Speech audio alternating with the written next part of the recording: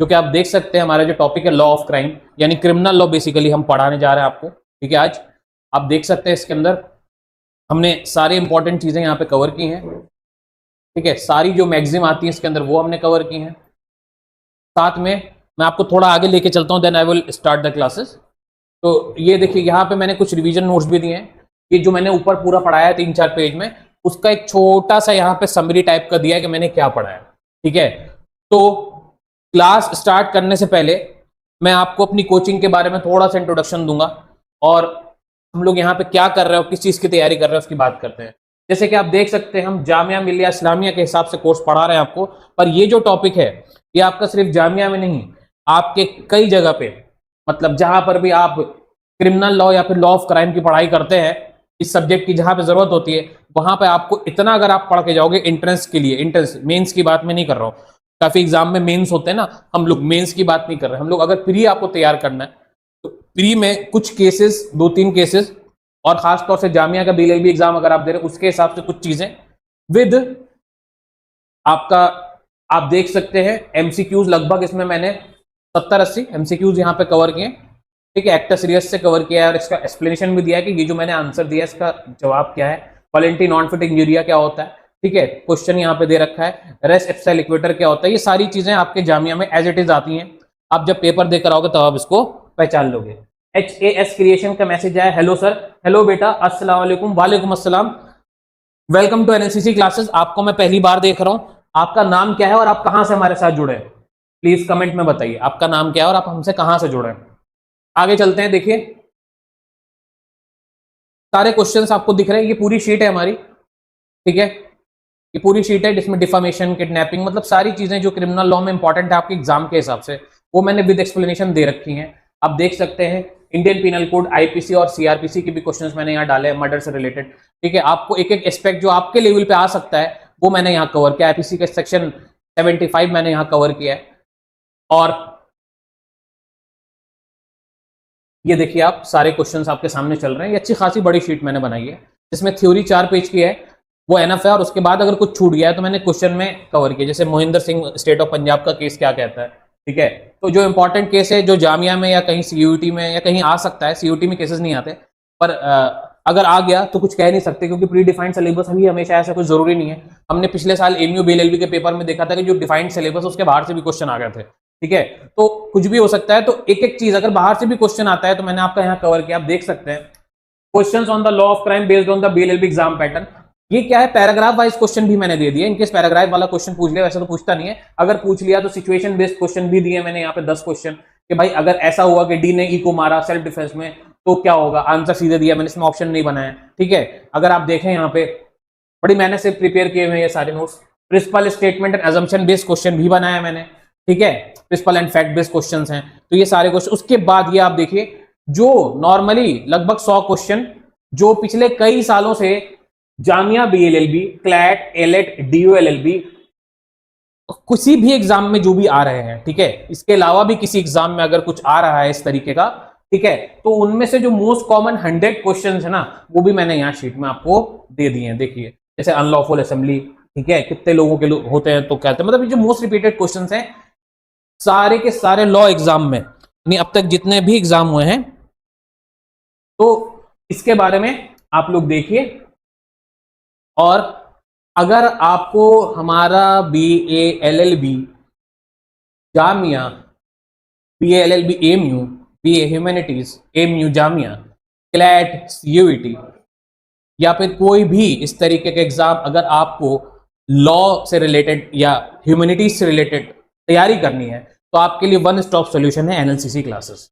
एनएलसीसी classes आपके लिए इस तरीके के एडवांस नोट ले करके आता रहता है हर साल और आपको प्रिपेयर कराता है फ्यूचर एस्पेक्ट्स के लिए हमेशा। ओके, अब हम लोग इस टॉपिक को शुरू करने से पहले हमारे जो 2 ऑफर चल रहे हैं मैं आपके साथ शेयर करना चाह रहा हूं। अगर आप लोग ये वीडियो देख रहे हैं तो बड़े आराम से हमारा ये ऑफर सुनिएगा, समझिएगा बात को। हमारे हम जो है पहले 1 महीने का जामिया का क्रैश कोर्स चला रहे हैं जो कि आपके सामने ये है।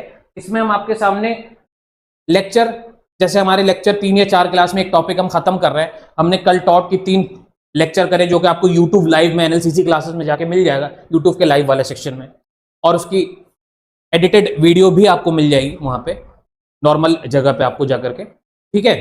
तो टॉट हमने पढ़ा दिया है आपका सिलेबस के हिसाब से। इंग्लिश का हमने कोर्स करा दिया है 10 दिनों के अंदर आपका जामिया का, जो आपके जामिया में आ सकता है, ठीक है। रही बात जीके में, मतलब हिस्ट्री, ज्योग्राफी, ये सारे सब्जेक्ट भी हमने करा दिए हैं 10 दिन के अंदर, बहुत ही लेंदी वे में। आप ऐसे कैसे करा, हम आपको ये भी बता दे रहे हैं। हमने एक एक चीज की 2-2 घंटे क्लास ली है, ठीक है। एक एक टॉपिक की 2-2 घंटे क्लास लेकर के दिन भर में 8 से 9-10 घंटा पढ़ा करके जामिया का हमने ये कोर्स कंप्लीट करा है। सारे लेक्चर्स रिकॉर्डेड भी मौजूद है हमारे पास। अगर आप लोग चाहें तो वो रिकॉर्डेड लेक्चर्स भी हमसे परचेस कर सकते हैं, ले सकते हैं। हम आपको अपनी रिकॉर्डेड लेक्चर्स का लिंक शेयर कर देंगे, जहां से आप क्लासेस ज्वाइन कर सकते हैं, रिकॉर्डेड देखना चाहते हैं तो, ठीक है। और अगर आपको ये इस तरह की कोई पीडीएफ चाहिए जिसमें क्वेश्चन और आंसर है, जो कि बहुत ही आपके एग्जाम के लिए यूजफुल होने वाली है, तो आप उसे भी हमारे कोर्स में परचेस कर सकते हैं। रही बात कि ये शीट आपको क्या ऐसे मिल सकती है, तो मैं आपको क्लियर कर दूं, ये शीट आपको ऐसे नहीं मिलेगी। ये शीट आपको हमारा कोर्स परचेस करने पे ही मिलेगी, ठीक है। और इस तरीके की सभी सब्जेक्ट की हमने शीट्स बनाई, जिसमें हमने हर तरीके से क्वेश्चन कवर किया है, प्रिंसिपल बेस्ड या कैसा भी, मतलब हर तरीके से क्वेश्चन कवर करने की हमने कोशिश की है। तो मतलब किसी भी तरीके से क्वेश्चन आ जाए, ठीक है, फैक्ट बेस्ड आ जाए, एजम्पशन बेस्ड आ जाए, एमसीक्यू बेस्ड आ जाए, जो आता है नॉर्मली उस पैटर्न पे आए, या जो पैटर्न से अगर हट के भी क्वेश्चन आ जाता है तो यू आर प्रिपेयर्ड, ठीक है। ये चीज आप ध्यान रखिएगा। तो जो 2 ऑफर की मैं बात कर रहा था उसकी बात मैं कर ले रहा हूं। हमारे 10 व्यूअर्स जुड़ गए हैं और 2 लाइक्स हैं। बेटा जो भी ये वीडियो देख रहा है प्लीज वीडियो को लाइक एंड शेयर जरूर करें। तो एक हमारा बैच चल रहा है क्रैश कोर्स जामिया का, जो कि अभी चल रहा है एट प्रेजेंट, ठीक है, 1 मंथ का। आप उसे ज्वाइन कर सकते हैं। जो क्लासेस होगी उनके रिकॉर्डेड लेक्चर्स हम आपको दे देंगे। बाकी क्लासेस आप लाइव यूट्यूब पे ही ज्वाइन कर सकते हैं। यूट्यूब पे हम आपको प्राइवेट लिंक शेयर करेंगे, जो कि सिर्फ आपके लिए एक्सेसिबल होगा और कोई उसको देख नहीं पाएगा। उसमें हम इससे भी एक्स्ट्रा चीजें, एडिशनल चीजें आपको पढ़ाएंगे, ठीक है। रही बात 1 मंथ में हम कोर्स भी कंप्लीट कर देंगे, 23-24 तक कोर्स कंप्लीट हो जाएगा आपका।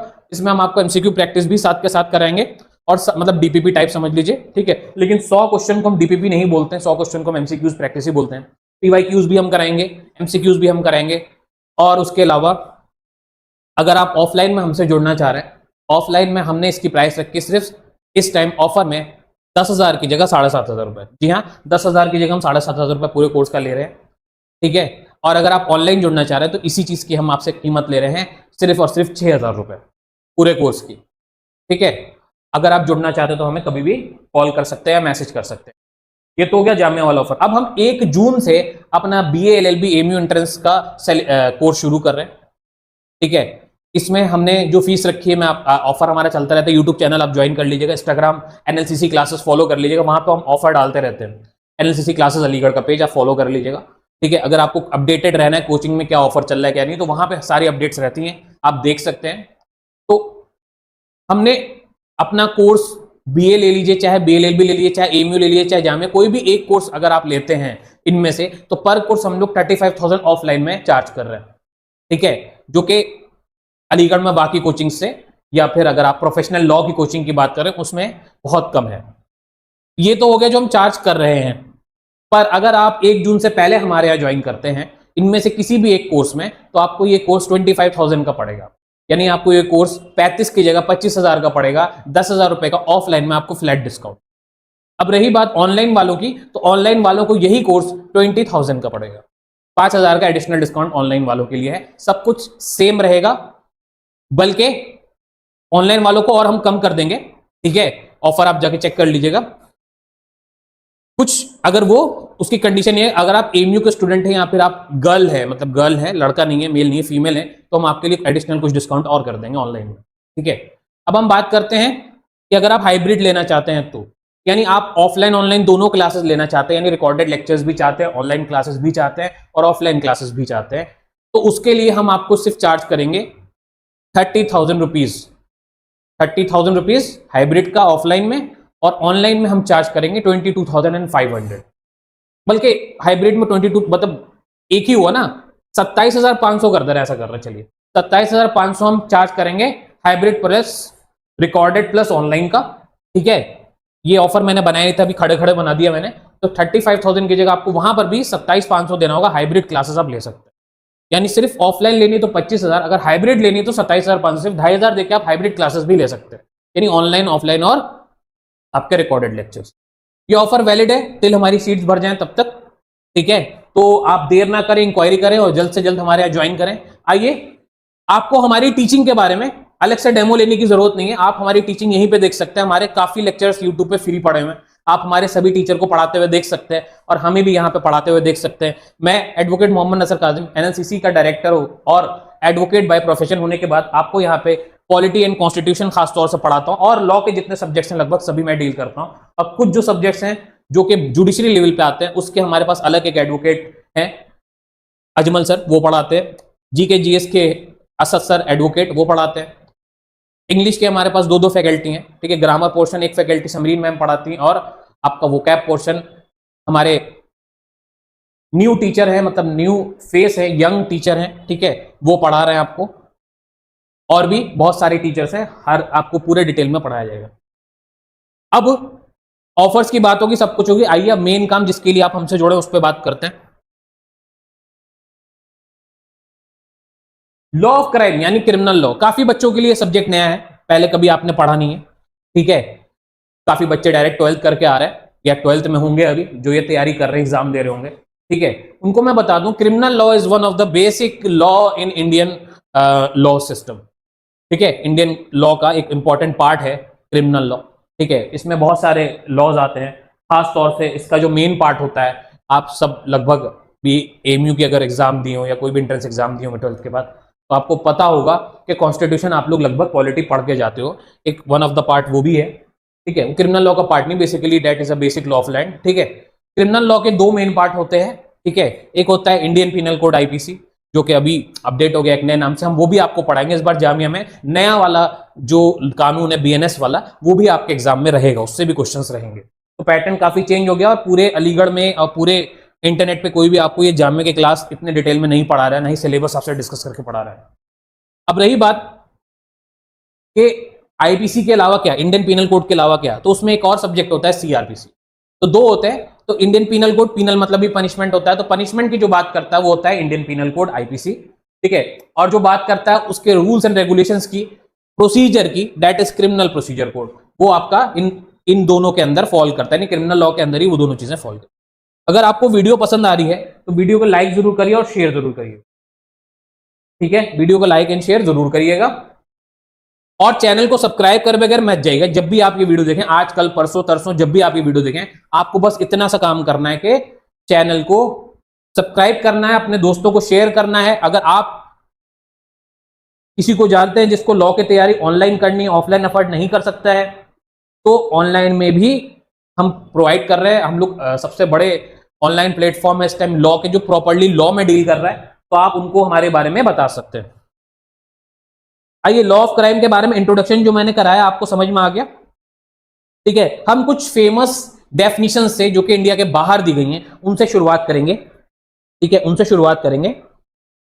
My style of teaching is friendly, मैं जो पढ़ाता हूं वो आपको कोशिश करता हूं एग्जाम के हिसाब से पढ़ाऊं, ज्यादा डिजाइन या फोटो बना करके मैं नहीं पढ़ाता, ठीक है। बिकॉज मेरा हमेशा से गोल रहा है कि सीरियस टीचिंग करी जाए और बच्चों को सीरियस ही चीजें समझाई जाए। मजाक मजाक में बातों में कर लूंगा, लेकिन डिजाइन बना बना के मजाक करने का कोई भी शौक नहीं है, मेरा बस पढ़ाने का शौक है और उसी हिसाब से मैं यहाँ खड़ा हूं आपके सामने। तो और कोई जोड़ा है तो जुड़ जाए, हम लोग अपना मेन जो क्लास है वो शुरू करते हैं। फिर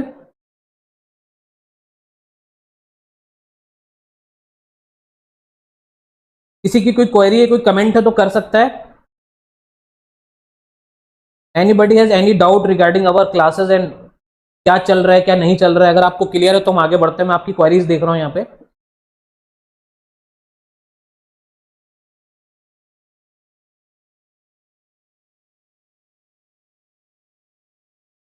ओके, आगे चले बच्चों, जो लोग ऑनलाइन है प्लीज मैसेज करिए और बताइए, आगे चलें, आगे बढ़े। चलिए, 2-3 दिन में ये आपके एग्जाम के हिसाब से कवर करना है, तो आगे बढ़ते हैं हम लोग। देखिएगा, सबसे पहली बात कि लॉ ऑफ क्राइम यानी क्रिमिनल लॉ की डेफिनेशन क्या है। सबसे मेन चीज यू शुड हैव नो कि डेफिनेशन पर्पस हमेशा आपको पता होना चाहिए। किसी भी चीज को आपको पढ़ना है तो आपको डेफिनेशन से शुरू करना होता है। इसमें जो मेन आदमी है वो है आपके sir William Blackstone. Blackstone was very famous for his definition about criminal law, ठीक है, and also a famous thinker in jurisprudence and other subjects of law, ठीक है। फिलोसफी भी बहुत इन्होंने, मतलब बहुत सारी चीजों में इनका योगदान है, ठीक है। तो इन्होंने क्राइम को डिफाइन किया है, डिस्क्राइब किया है। An act committed, an act committed और ओमिटेड, कोई काम किया जाए, कोई काम नहीं किया, ठीक है, in violation of public law, ठीक है, वो काम कैसा हो, वो कोई भी काम हो, चाहे आप करो, चाहे किसी और के थ्रू करो या कैसे भी करो, कोई काम आपने ऐसा किया जो पब्लिक लॉ यानी पब्लिक के खिलाफ है, ठीक है, पब्लिक के खिलाफ है। एक सेकंड में इसको मिटा दूं, ठीक है, अगर कोई चीज पब्लिक के खिलाफ है, ठीक है, इधर फॉर बिडिंग और कमांडिंग, ठीक है, भले ही उससे वो चीज फॉरबिड हो रही हो या उससे कोई कमांड जैसा कुछ मिल रहा हो, ठीक है, ऑर्डर जैसा कुछ मिल रहा हो, ठीक है, तो वो सब क्या होगा, वो सब क्राइम ही होगा, ठीक है। अगर मैं सिंपली अदर वर्ड्स में बात करूं, अ क्राइम, क्राइम को हम मिसडेमेनोर कहते थे पहले, ये बाद में 19th सेंचुरी में रिमूव हो गया वाला वर्ड, ठीक है, लेकिन पहले हम मिसडेमेनोर के नाम से जानते थे, is a breach of public rights. तो क्राइम क्या है, कोई भी लोगों की राइट्स का उल्लंघन करना, वो क्या है, क्राइम है। And duties owe to the community as a whole, और पूरी कम्युनिटी की तरफ, जो कम्युनिटी है यानी लोग हैं, उनकी तरफ जो आपकी जिम्मेदारी बनती है, अगर आप उस जिम्मेदारी से हटते हो तो वो भी आपका क्या होगा बेटा, वो भी आपका क्राइम होगा। आगे चलते हैं। इन practical terms black stone noted that crimes affect society. तो इस पूरे का मतलब क्या है कि क्राइम का मकसद ही होता है सोसाइटी को नुकसान पहुंचाना। द क्राउन, उस जमाने के सब, ब्लैक स्टोन के जमाने में क्राउन हुआ करते थे, यानी राजा रानी हुआ करते थे उस टाइम, तो उन्होंने बोला कि आप सोसाइटी को कुछ नुकसान पहुंचा रहे हो, यानी आप क्राउन, राजा रानी को नुकसान पहुंचा रहे हो, rather than merely private individual. आप किसी एक को नुकसान पहुंचाओगे तो एक को वो नुकसान नहीं पहुंचेगा, पूरी सोसाइटी को नुकसान पहुंचेगा, ऐसी कोई चीज क्या है, क्राइम होगी। Suppose there is a murder, तो मर्डर किसी का अगर किया गया तो मर्डर तो उस इंडिविजुअल का, लेकिन सोसाइटी में उसको लेकर के काफी ज्यादा घबराहट हो गई, सोसाइटी वाले लोग घबराने लगे, यार मर्डर हो गया, मर्डर हो गया, इस तरह की चीजें, ठीक है, तो उसका इंपैक्ट तो सब पे पड़ा ना, भले ही मर्डर एक का हो, तो यानी सोसाइटी पे असर होता है। ये ब्लैक स्टोन सामने का वेरी इंपॉर्टेंट, अगर जामिया में आता है कि किसने ये सोसाइटी को लेकर क्राइम की डेफिनेशन दी। क्लियर है? अगर वीडियो पसंद आ रही है तो please subscribe and like the channel, ठीक है। फ्री में हम आपके लिए जो वीडियो लेकर के आपके एग्जाम की प्रिपरेशन करा रहे हैं, इसमें हम आपसे बस इतना चाहते हैं कि आप हमारे चैनल को वायरल कर दीजिए, चैनल को वायरल कर दीजिए, लोगों को बता दीजिए हमारे बारे में, और इस तरीके अगर और भी वीडियोस चाहिए तो आपको मिलती रहेंगी।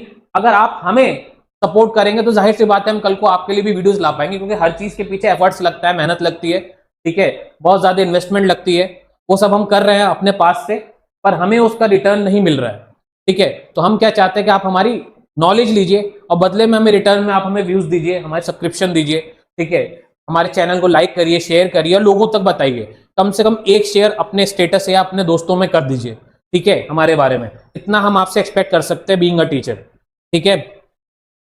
अब आइए सिमिलरली देखिए, यही चीज पढ़ाने की बड़ी बड़ी कोचिंग्स आपसे 40 से 80 हजार रुपए ले रही हैं, यही चीज पढ़ाने के, जो मैं आपको अभी यहाँ फ्री में पढ़ा रहा हूँ। तो आप इतना मेरे लिए कर सकते हैं कि लाइक शेयर एंड सब्सक्राइब करके जाइए कम से कम, और एक एटलीस्ट एक शेयर करने में आपका कोई पैसा नहीं जाएगा, ठीक है। आइए आगे चलते हैं।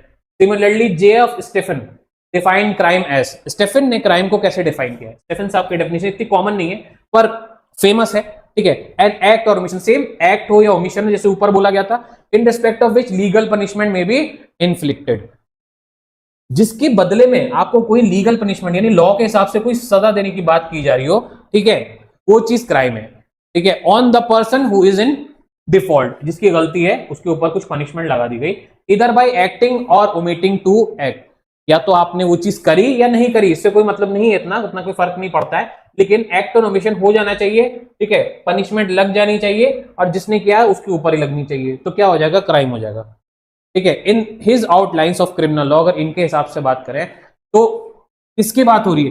R.W. कैनी साहब, तीसरी डेफिनेशन, आर कैनी साहब ने बोला, likewise emphasise the public character of crime. इन्होंने क्या बोला कि आप पब्लिक कैरेक्टर ऑफ क्राइम को देखिए कि जो क्राइम हुआ उसका कैरेक्टर क्या है, पब्लिक को अफेक्ट कर रहा है कि नहीं कर रहा है। डिफाइनिंग क्राइम्स एज, क्राइम्स को यहाँ पे एक्चुअल डेफिनेशन है जो आपके एमसीक्यूज में आती है, क्राइम्स एज रॉन्ग्स, ये मेन चीज है। क्राइम क्या होते हैं, एक तरीके के रॉन्ग होते हैं जिसमें सजा आपकी प्यूनिटिव यानी पनिशमेंट दी जाती है। अगर यही रॉन्ग आपके पनिशमेंट वाले नहीं होते तो वो क्या हो जाता, जो हमने कल क्लास की थी, टॉर्ट हो जाता, अगर उसमें पनिशमेंट नहीं दी जाती। तो टॉर्ट में क्या होता है, कंपनसेशन होता है, ठीक है, कंपनसेशन। पर यहां क्या होता है, यहां आपका होता है प्यूनिटिव, पनिशमेंट, पीनल लॉज लगते हैं, ओके।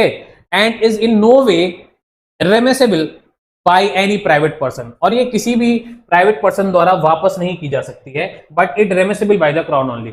जो हेड है कंट्री का, उस जमाने में क्राउन था, अभी क्या है, अभी मान लो हेड कौन है, गवर्नमेंट है। तो भाई ऐसी कोई भी सजा जिसमें सजा दे दी गई, ऐसे कोई भी क्राइम हो जिसमें सजा दी गई होगी, उसको वापस लेने की पावर किसके पास होती है? जो हेड होता है कंट्री का, हेड उस जमाने में क्राउन था, वो वापस ले सकता है, कोई प्राइवेट पर्सन उस सजा को वापस नहीं ले सकता है। यानी ऐसा कोई क्राइम हो जिसमें आम आदमी कुछ कर ही नहीं सकता है, आपको बड़े लोगों की जरूरत पड़ेगी, ठीक है, पावरफुल लोगों की जरूरत पड़ेगी, या फिर अथॉरिटी की जरूरत पड़ेगी उस चीज को वापस लेने के लिए। They both, they all are called as. तो ये जितनी भी डेफिनेशन हमने पढ़ी, ठीक है, एग्जाम में डेफिनेशन नहीं है कि ज्यादातर R.W. कैनी ने क्या कहा, इस तरीके से क्वेश्चन आएगा।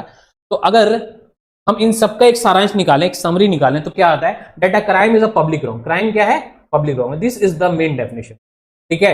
वैसे ही जैसे हमने टॉर्ट से कंपेयर करें तो tort is a civil wrong, ठीक है, टॉर्ट सिविल रॉन्ग होता है, लेकिन क्राइम एक पब्लिक रॉन्ग होता है, प्रोहिबिटेड बाय लॉ, और ऐसा कोई भी रॉन्ग जिसको लॉ ने मना कर रखा हो करने से।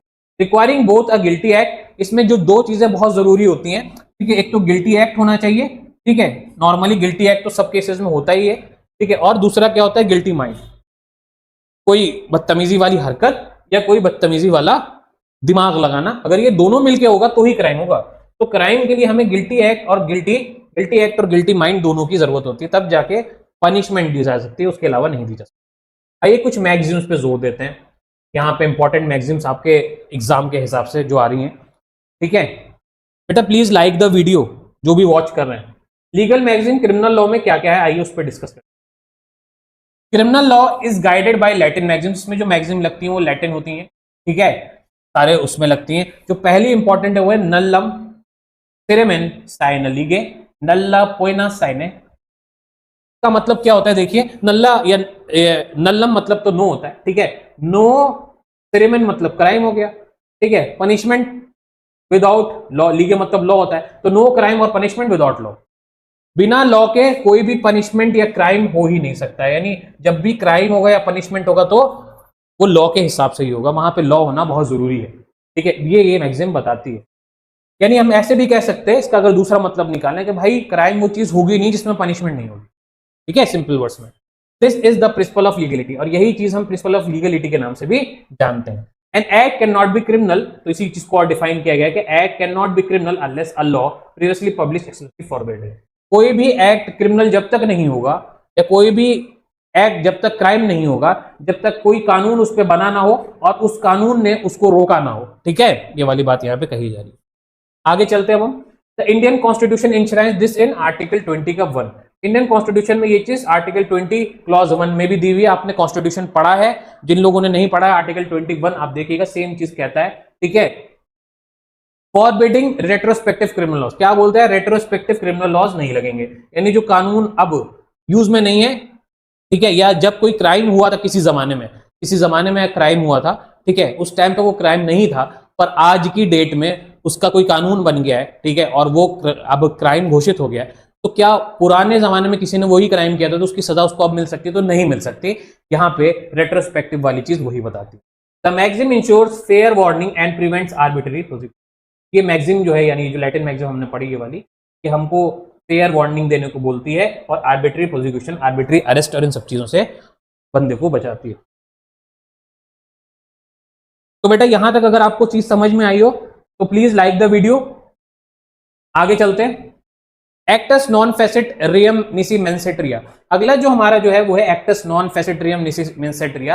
N act does not make one guilty unless the mind is also guilty. क्या कह रहा है?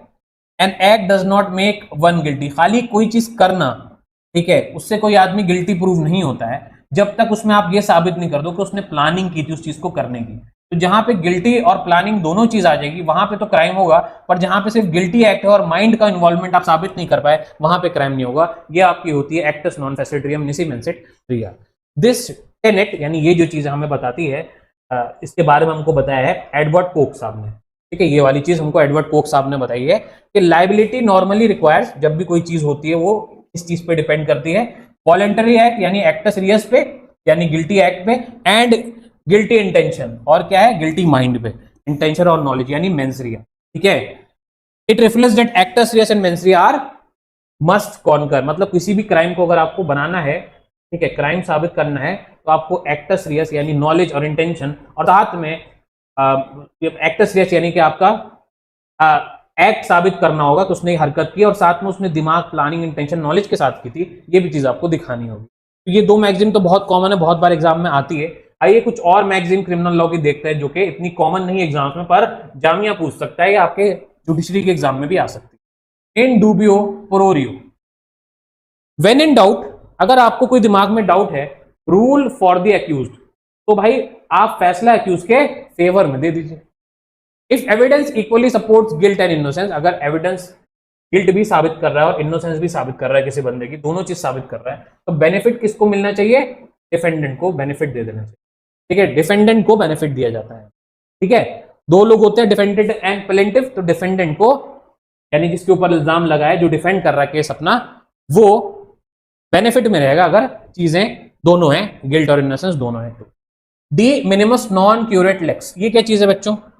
तो the law is not concern with trifles, तो लॉ खाली ट्रिफल्स, छोटी ट्रिफल्स मतलब बेटा बेटा छोटी मोटी चीजें, ठीक है, स्मॉल चीजें, छोटी मोटी, ठीक है, यानी जो लॉ है वो छोटी मोटी चीजों को इग्नोर कर देता है, यानी वेरी पिटी हार्म, जो बहुत छोटे मोटे कोई हार्म है, are generally ignored by criminal law, criminal law में उसकी जगह नहीं है। क्लियर है? यहां तक क्लियर है? तो प्लीज बेटा like the video and subscribe the channel. whenever you watch this video, share to your friends also. Now ignorantia या ignoratia juris non exhaust, ignoratia मतलब ignorance of law is no excuse। तो भाई ignore करना law को, कि आपको law के बारे में पता नहीं है तो ऐसा हवाला देकर के लॉ से, किसी एक्टिविटी से बच जाना, ये आपको इंडिया में तो क्या कहीं पर भी अलाउ नहीं किया। यानी मान लीजिए आप किसी कंट्री में गए, आपको वहां जा रहे हैं तो वहां का कानून पता होना चाहिए, ऐसा मान कर चला जाता। अगर आपने वहां का कानून फॉलो नहीं करा, ठीक है, तो आप बाद में एक्सक्यूज नहीं ले सकते कि I don't know the law, यानी मुझे पता नहीं था, मैं यहाँ नया नया हूं, ऐसा नहीं। आप किसी भी कंट्री में जाइए तो आपको वहां का बेसिक लॉ तो कम से कम पता होना चाहिए। ठीक है, तो यानी इंडिया में जो बेसिक लॉ यानी कॉन्स्टिट्यूशन तो आपको कम से कम पता होना चाहिए इंडिया का, चाहे आप साइंस बैकग्राउंड के क्यों नहीं हो, चाहे आप मैथ बैकग्राउंड के क्यों नहीं हो। ठीक है, not knowing a law generally does not excuse one from liability, अगर आप ये बोल रहे हैं कि आप लॉ नहीं जानते, ठीक है, तो उसमें आप किसी भी तरीके का डिफेंस नहीं सकते, बच नहीं सकते। ओके, यहां तक समझ में आ रहा है तो बेटा कमेंट करो, जो भी बच्चे ऑनलाइन है। आगे चलिए, delegatus non potest delegare, delegatus non potest delegare, a delegate can not further delegate. ठीक है, बड़ी फनी टाइप की लाइन है, पढ़ो क्या कह रहा है। In criminal procedure a magistrate और police officer generally can not delegate, देखिए कोई भी क्रिमिनल प्रोसीजर में मैजिस्ट्रेट या police officer can not delegate statutory duties to someone else, वो अपनी जिम्मेदारी किसी और को देकर के नहीं जा सकते कि यार मैं जरा सा जा रहा हूं, तुम मेरी जगह जाकर के फैसला दो, मैजिस्ट्रेट साहब ने बोल दिया केस का फैसला दे दो, या पुलिस ने बोला कि मैं तो हूं नहीं, तुम मेरी जगह अरेस्ट कर लो जाकर के, तो ऐसा नहीं हो सकता। नॉर्मली ये मैक्सिम ये बताती है। नेमो जुडिक्स इन कॉजस सूट, ये जामिया में आ भी चुकी है। No one should be a जज इन देयर ओन केस, कोई भी अपने ही केस में जज नहीं बनेगा, अपने ही केस में गवाही नहीं देगा। ठीक है, जजेस and prosecutors must be impartial, तो जजेस एंड प्रोसिक्यूटर जो भी केस लड़ रहे हैं वो किसी से भेदभाव न रखें, वो इम्पार्शियल रहे, सबके लिए एक जैसा लड़े। ठीक है, मान लीजिए कोई मुस्लिम अगर किसी हिंदू का केस लड़ रहा है तो वो इम्पार्शियल ना हो कि वो हिंदू है, नहीं, मुस्लिम हो चाहे हिंदू हो, वहां पे वो एडवोकेट है तो उसको अपनी तरीके से केस लड़ना चाहिए। ठीक है, ताकि जस्टिस दिलाने का मतलब दिमाग में होना चाहिए, बाकी कोई भी चीज दिमाग में पर्सनल कोई भी ग्रज नहीं होनी चाहिए किसी। ठीक है, each maxim guides the interpretation and application of criminal law, हर एक मैगजीन ऊपर जो हमने पढ़ी वो क्रिमिनल लॉ के बारे में हमको समझाती है। For example the legality magazines prevent x post facto law, अगर हम लीगलिटी जो स्टार्टिंग में हमने पढ़ा था उसकी बात करें तो x post facto retrospective loss के बारे में बताती है प्रोसिक्यूशन के। While acts non facet demands proof of culpable mental state for most crimes, proof of culpable mental state for most crimes, जो एक्टस नॉन फेसेट जो मैगजीम है वो डिमांड करती है कि कल्पेबल मेंटल स्टेट आपको साबित करनी पड़ेगी ज्यादातर क्राइम्स में। ठीक है, तो की एलिमेंट्स क्या है बेटा क्राइम के? की एलिमेंट्स यानी खास बातें क्या है, इंपॉर्टेंट थिंग्स क्या है? A valid crime generally consist of two concurrent elements, दो चीजें होती हैं उसमें जो हमने स्टार्टिंग में पढ़ा, एक तो होता है आपका एक्टस रियस, ठीक है, द गिल्टी एक्ट, एंड दूसरा होता है मेंस रियस, ठीक है, यानी गिल्टी माइंड। याद रखिएगा बहुत कॉमन है, बहुत बार आता है। ज्यादातर जुरिस्डिक्शन में अगर हम इंडिया यूके यूएस तीन जगह को कंपेयर करते हैं, ये तीन मेन जगह हैं, ठीक है, तो सब जगह पे दोनों का होना बहुत जरूरी है कोई भी चीज प्रूव करने के लिए। एक्टस रियस को आइए डिटेल में पढ़ते हैं। एक्टस रियस यानी guilty act, a physical element of a crime usually a voluntary act, कुछ इस तरीके का क्राइम, ठीक है, फिजिकल एलिमेंट उसमें मतलब साबित हो, जिसमें आप वॉलंटरी एक्ट भी दिखा सको, ओमिशन दिखा सको, या स्टेट ऑफ अफेयर्स दिखा सको, ठीक है, ये सारी चीजें मिलकर के क्या होता है, एक्टस सीरियस बनता है।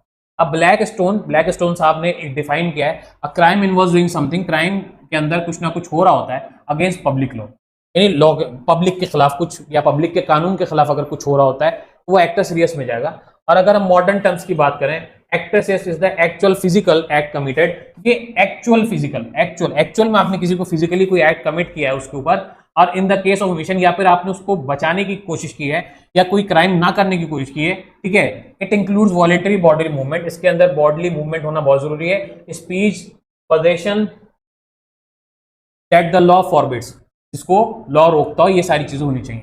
Omissions can count as actus reus if there was a legal duty to act, ठीक है, duty of parent custodian state, तो ये एक्सप्लेन किया है, को आप छोड़ सकते हैं, ये डिटेल हो गया, इतना आप समझ लिए। एक्टस सीरियस में गिल्टी एक्ट आपको प्रूफ करना होगा, और सिर्फ अगर कोई क्राइम आपको प्रूफ करना हो तो उसके लिए एक्टस सीरियस और मेंस रे आपको दोनों प्रूफ करना होगा। Actus reus is a guilty act and mens rea is a guilty mind, ठीक है। यूके, यूएस और इंडिया से फॉलो करते हैं, थोड़ा थोड़ा सा डिफरेंस है। जैसे एग्जांपल देखिएगा, failing to feed one's child, ठीक है, किसी और के बच्चे को आप खिला नहीं पा रहे हो, किसी वजह से आपको ड्यूटी है उसको खिलाने की, आप खिला नहीं पा रहे हो, वो क्या कहलाएगा, ब्रीच ऑफ ड्यूटी, आप उसी ड्यूटी पे लगे थे, तो मे भी क्रिमिनल, तो ये क्रिमिनल केस में जा सकता है। नॉर्मली ये केस सिविल केस में जाता है टॉर्ट में, पर क्रिमिनल में भी आपको पनिशमेंट दिलाई जा सकती है। अगर क्रिमिनल आपने उससे कॉन्टैक्ट कर रखा है कुछ ऐसा कि अगर मैं ऐसा नहीं करूँ तो सजा दे देना है कुछ भी, तो वहां पे क्रिमिनल एक्ट बन सकता है। इन केसेस लाइक एक लैंडमार्क केस है मोहिंदर सिंह वर्सेस स्टेट 1959 का, the Indian Supreme Court held that an actus reus must accompany a mens rea, actus reus हमेशा मेंस रिया के साथ होना चाहिए, ये इस केस में बोला गया था। Offence is determined by the existence of both mens rea and actus rea, कोई भी ऑफेंस या फिर कोई भी क्राइम कब होगा, जब उसके अंदर मेंस रिया और एक्टस रिया दोनों होंगे, दोनों ही पार्ट हैं क्राइम का, ठीक है। अब आइए मेंस रिया मतलब गिल्टी माइंड, कुछ गलत सोच भी होना जरूरी है, प्लानिंग होना जरूरी है, ठीक है। The mental element of a crime referring to the defendant's state of mind, ठीक है, जिससे आपको डिफेंडेंट के स्टेट ऑफ माइंड का पता चले। In criminal law mains Riya means guilty mind, common law typically requires intent, तो भाई या तो माइंड के स्टेट ऑफ माइंड पता चले या इंटेंट पता चले, ठीक है। Purpose to bring about a prohibited result, जिससे क्या हो, कोई ऐसी चीज हो रही हो, कोई ऐसी चीज निकल के आ रही हो जो कि प्रोहिबिटेड हो, यानी कानून ने मना कर रखी हो। और नॉलेज, और आपको पता चलता है कि उसको पूरी नॉलेज थी इस क्राइम को करने से पहले, वो अवेयर था that one's act is likely to cause that result, कि उसके इस हरकत से किसी दूसरे को नुकसान हो सकता है। तो सम इंस्टीट्यूट्स यूज टर्म्स लाइक, उसके अलावा इंटेंट, माइंड, नॉलेज के अलावा विलफुली हो, इंटेंशनली हो या नोइंगली हो, इनमें से कुछ भी हो तो वो क्या होता है, मेंस रिया हो जाता है। क्लियर है? अगर क्लियर है तो प्लीज वीडियो को लाइक एंड शेयर जरूर करिएगा, ठीक है। आगे चलते हैं। Indian law relies on statutory definitions, Indian law जो है बेसिकली इंडिया की अगर हम बात करें, इंडिया में स्टेट्यूटरी लॉ यानी स्टेट्यूटरी डेफिनेशंस चलती है, यानी कि सब कुछ प्री डिफाइंड है। जैसे आईपीसी के सेक्शन 10 में अगर हम जाए, इंडियन पिनल कोड के सेक्शन 10 में अगर हम जाए डेफिनेशन वाले पार्ट में, तो things done by a person, कोई चीज किसी पर्सन ने की, ठीक है, वो है सेक्शन नंबर 10, ठीक है, आईपीसी का। और सेक्शन 299 से 300 होमोसाइड की बात करता है, होमोसाइड इंटेंट, ठीक है। और कमेंट में आप लोग बताइएगा जब भी ये वीडियो देखें कि होमोसाइड होता क्या है, is a type of murder और different thing. And judicial interpretation की बात की जाती है, 299 इज होमोसाइड एंड 300 में जुडिशियल इंटरप्रिटेशन और मर्डर की बात भी की जाती है। For instance causing death with intent और नॉलेज इज कल्पेबल होमोसाइड, अगर किसी ने इंटेंट और नॉलेज के साथ किसी की डेथ की है तो वो कल्पेबल होमोसाइड हो जाता है 299 में, एंड मर्डर भी हो जाता है, ठीक है, मार ही दिया ना आपने। रिक्वायर्स एडिशनल मेलाइस, इसमें क्या आपको एडिशनल मेलाइस भी साबित करनी पड़ती है, ठीक है। अब व्हाट इज मेलाइस, मेरी पिछली वीडियो देख लीजिएगा, मैंने एक्सप्लेन किया उस वाली वीडियो में, टॉट वाली क्लास के लास्ट वीडियो में मैंने एक्सप्लेन। आइए, तो डिफरेंट लेवल्स ऑफ मेंस रिया क्या क्या हमने यहाँ निकाले ऊपर, लेवल्स क्या क्या मेंस रिया के लिए, इंटेंशन होना चाहिए, नॉलेज होना चाहिए, रेकलेसनेस होना चाहिए, नेग्लिजेंस होना चाहिए, कंकरेंस होना चाहिए, ठीक है। यही होते हैं नॉर्मली, और कुछ स्पेशल एलिमेंट्स होते हैं, उसे भी अंडरलाइन कर ले रहे हैं, उसे अलग से पढ़ेंगे। ये होते हैं मेंस रिया के कुछ चीजें जो जरूरी होती हैं। आइए एक एक करके देखते हैं लेवल्स को। Okay, intention, desire to bring about a particular criminal result, ऐसे डिजायर, ऐसी ख्वाहिश रखना जिससे कोई पार्टिकुलर क्रिमिनल रिजल्ट निकल के आ जाए, वो इंटेंशन होता है। यानी कि आपने ये सोच समझ के करा था कि मैं ऐसा करूंगा तो ऐसा होगा, उसको चोट लग सकती है, तो वहां इंटेंशन आपकी अगर साबित हो रही है, ठीक है, तो वो आपका क्या होगा, intention is one of the mens rea. Intending to kill और इंजर, जिसमें आपका मकसद ही मार दूंगा या इंज्योर कर दूंगा, आपने प्लानिंग की थी, उसकी इंटेंशन थी। नॉलेज, आप अवेयर थे कि आपके इस हरकत से किसी को इलीगली हार्म हो जाएगा, ठीक है। Knowing that possession of a band drug is unlawful, तो यानी कि आपको ये, जैसे फॉर एग्जांपल आपको पता था कि कोई ड्रग जो कि बैंड है उसे आप लेके घूमोगे तो वो क्या है, अनलॉफुल है, उसके लिए आपको सजा हो सकती है, आपको पता था फिर भी आप लेके घूम रहे थे, तो यानी कि आपके पास नॉलेज थी फिर भी आपने वो चीज करी। रेकलेसनेस कल्पेबल नेग्लिजेंस इन आईपीसी, ये बात करता है कल्पेबल नेग्लिजेंस की आईपीसी के अंदर, ठीक है। कल्पेबल यानी conscious disregard of a substantial risk, यानी आपको पता था कि आप कुछ ऐसा करोगे तो उससे उसमें आपकी जान को खतरा है, ठीक है। जैसे driving in a dangerous manner, यानी गाड़ी आप चला रहे थे बहुत ही बेढंगे तरीके से चला रहे थे, उससे ये तो आपको पता था कि अगर जरा सा डिसबैलेंस हो तो मुझे चोट लग जाएगी, फिर भी आप चला रहे थे, that is recklessness.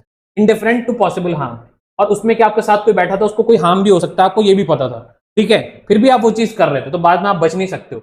IPC does not explicitly use recklessness, IPC normally ये वर्ड यूज नहीं करती है, लेकिन अगर हम सेक्शन 304 ए में जाएं तो वहां पे इसका अल्टरनेट यूज किया जाता है जो कि है रैश ड्राइविंग, उसकी सजा भी दे रखी है। नेग्लिजेंस क्या है, failing to foresee risk where a reasonable person would have, जब आप कोई चीज बचा सकते थे पर आपने वो चीज होने से बचा नहीं पाए, ठीक है, किसी भी वजह से आप बचा नहीं पाए, तो वो नेग्लिजेंस में आ जाए।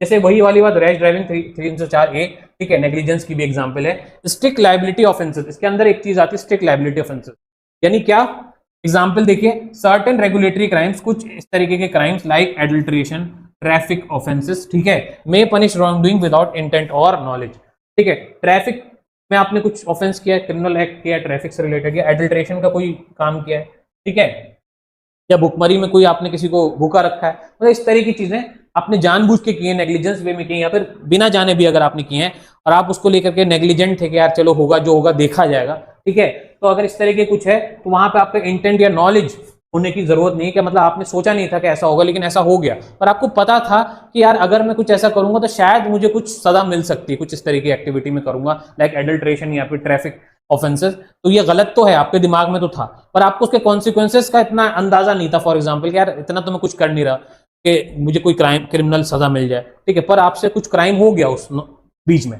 उस टाइम पे क्या होगा, आपको वो एक्ट नेग्लिजेंस में चला जाएगा।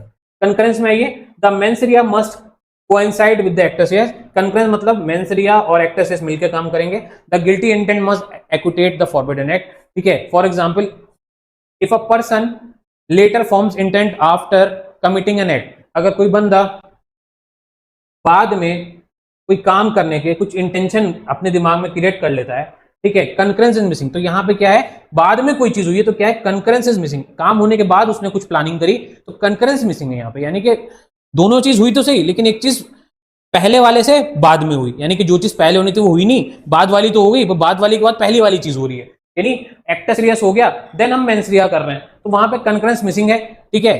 Complex issues of timing arise in attempted crimes, तो इसकी वजह से क्या होता है कि प्रॉब्लम अराइज हो जाती है, जैसे सेक्शन 511 है, but generally prosecution must show the state of mind accompanied with act, लेकिन नॉर्मली ऐसा इंडिया में फॉलो नहीं किया जाता है, नॉर्मली हम माइंड और एक्ट दोनों चीज अगर साबित कर दें आगे पीछे कैसे भी, तो आप किसी भी क्रिमिनल ऑफेंस में सजा दिला सकते हैं। आइए स्पेशल एलिमेंट में चलते हैं।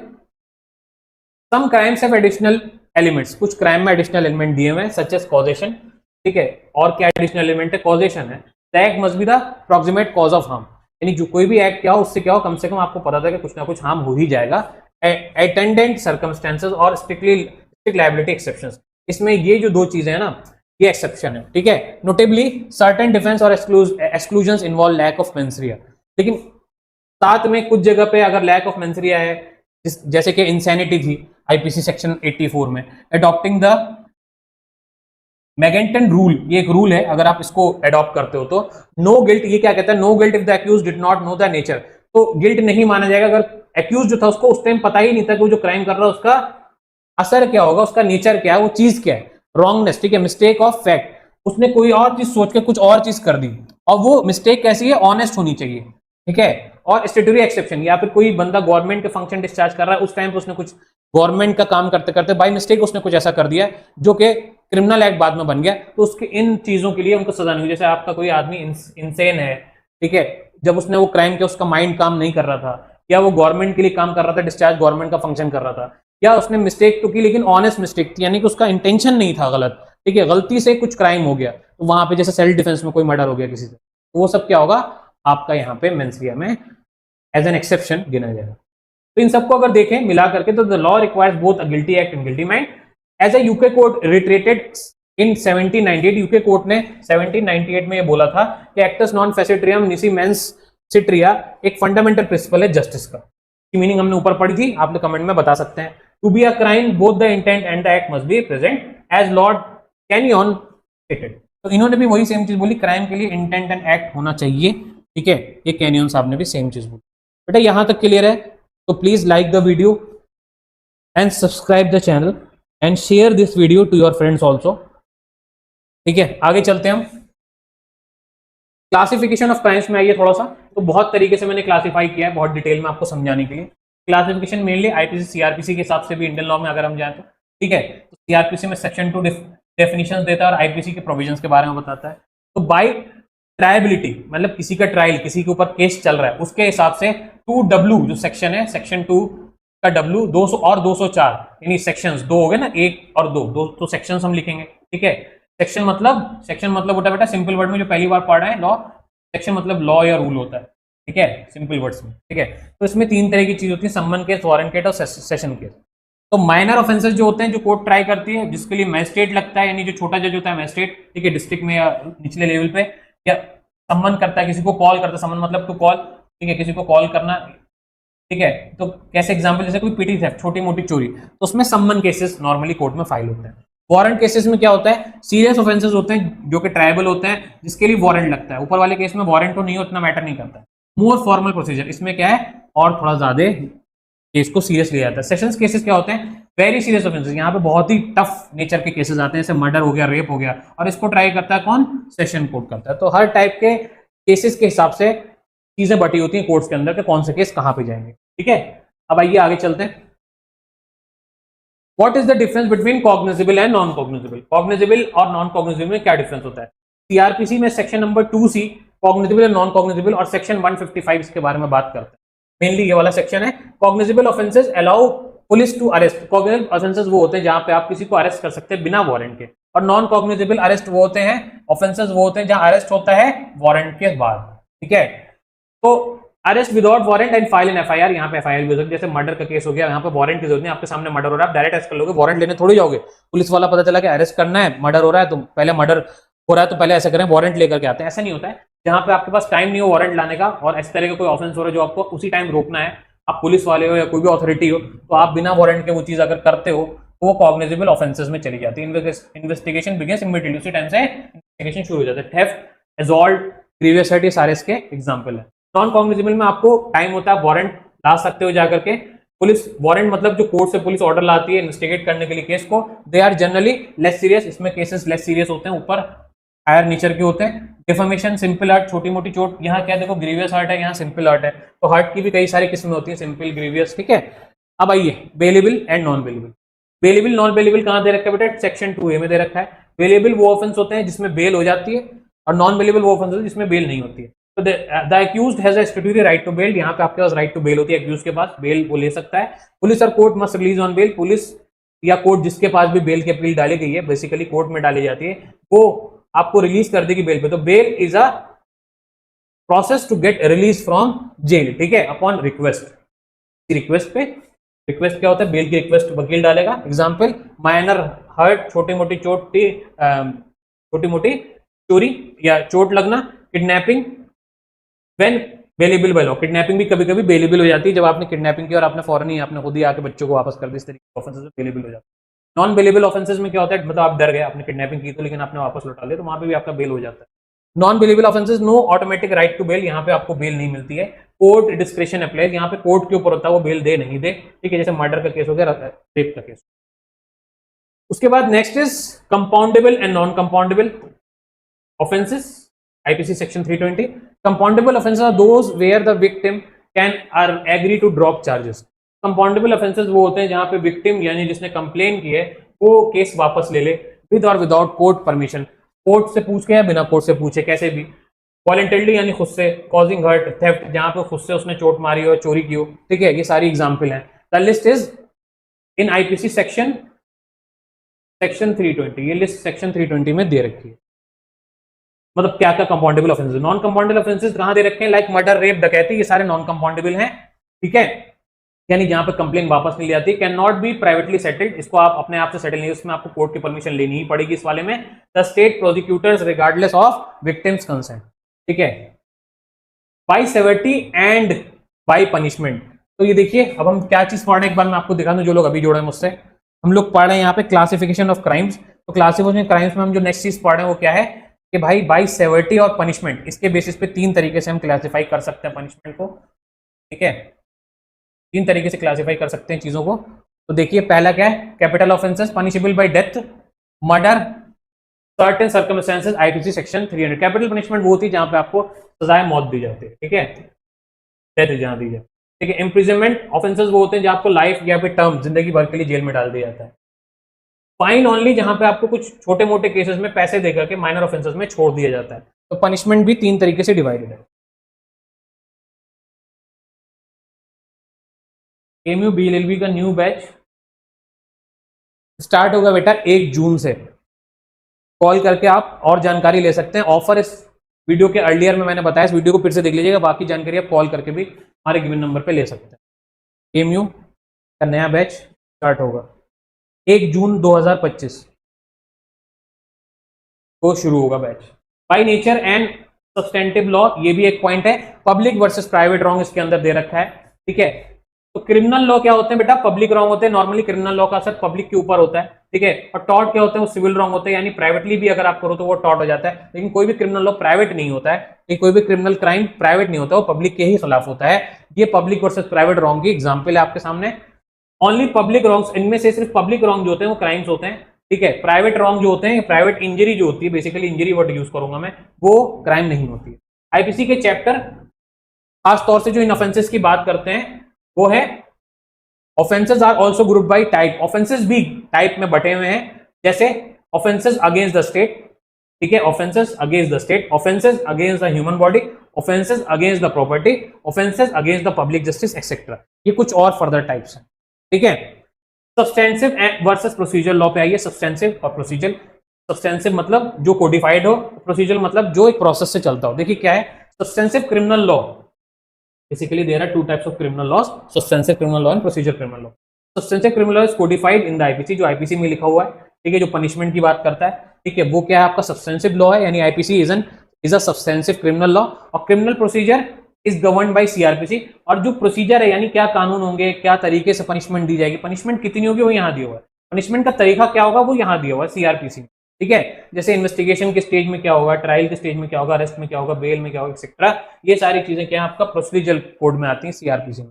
These are distinct but interrelated, ये अलग अलग हैं पर एक दूसरे से मिली हुई हैं, एक दूसरे के साथ मिलकर काम करते हैं। जैसे आईपीसी का सेक्शन 300 डिफाइन करता है मर्डर को, और सीआरपीसी का 207 ट्रायल फॉर मर्डर की प्रोसेस बताता है क्या होगा, ठीक है। तो एक मर्डर ही है लेकिन 2 अलग अलग जगह पे दे रखा है। अगर यहां तक आपको पसंद आया हो वीडियो तो प्लीज वीडियो को लाइक करना ना भूलें, चैनल को सब्सक्राइब करना ना भूलें, और अपने दोस्तों तक जरूर इस वीडियो को शेयर करें और एनएससीसी क्लासेस के बारे में बताएं। नौ आज का नेक्स्ट टॉपिक है हमारा कंपैरेटिव यूके एंड यूएस वाला पॉइंट।